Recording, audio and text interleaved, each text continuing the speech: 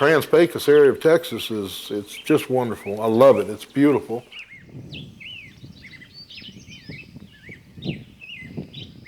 I grew up in this part of the country. Every summer I would come down here and I would be exploring in Indian caves. I'd be out just getting in some kind of mischief out here in the wild. It's never too long after sunrise that Earl Turner takes to the canyons outside Del Rio, Texas, knowing full well that he is not alone.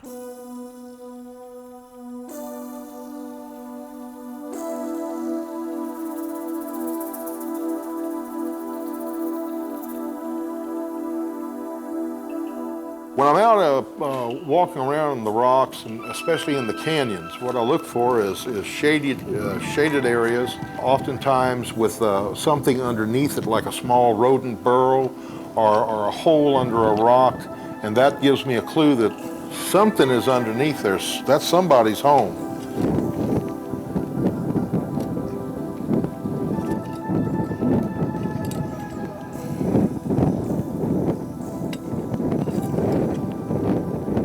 All right, here we've got this is a northern blacktail rattlesnake.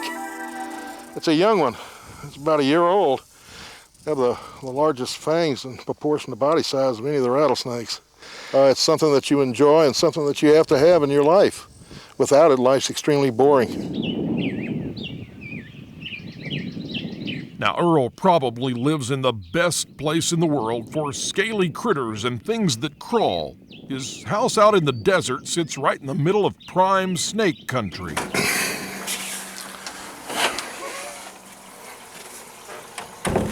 And Earl wouldn't have it any other way.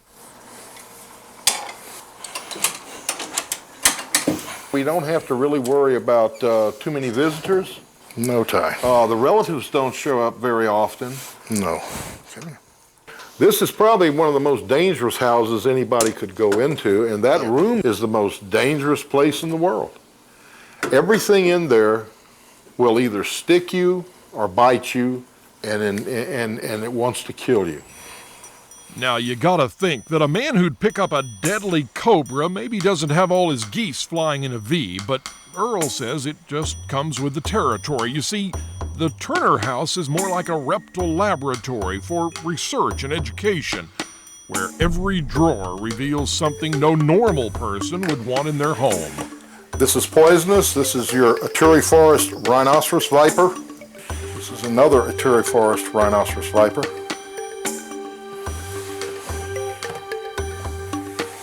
Mexican Jumping Viper, they're poisonous. This is a Veracruz Jumping Viper from Veracruz, Mexico.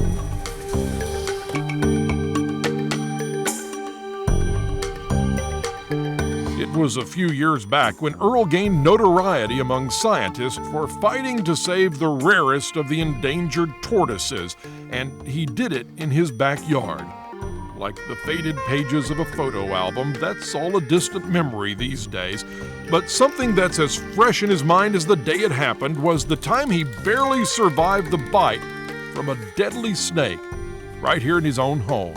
In 1979, I was bitten by a 8-foot 2-inch Central American Bushmaster. As I opened the cage door and put the rat in the long forceps, the snake overshot the rat and bit me. I just kind of almost closed my eyes because I knew it was going to happen, and all of a sudden, bam.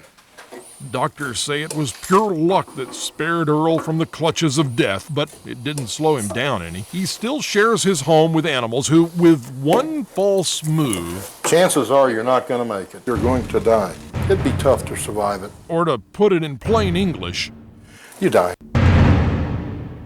This is the East African Khaboon Viper, a very beautiful snake, one of the most bizarre colored and patterned probably in existence anywhere in the world. They have the longest fangs of any snake. Those fangs on this snake are approximately 2.5 inches in length. They have a venom that is extremely toxic. Death is virtually inevitable in the case of a bite. If I was bitten by this Khaboon Viper, there'd be two things that would come to mind.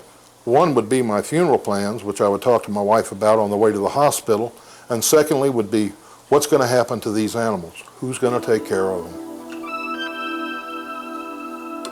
Been a good boy. I guess I'm just like a big kid that never grew up, and it's nice. It really is. I don't want to grow up.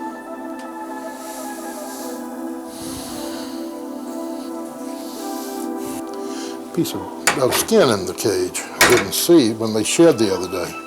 There's something that defies explanation about a man who handles the world's most deadly snakes like they were kittens.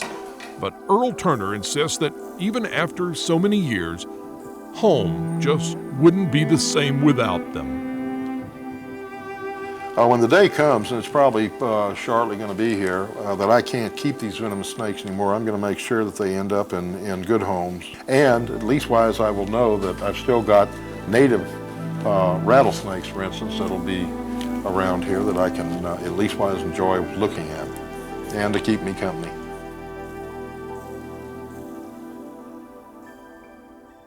Thanks for hopping in and traveling with us. Now click the subscribe button for more videos like the one you just saw.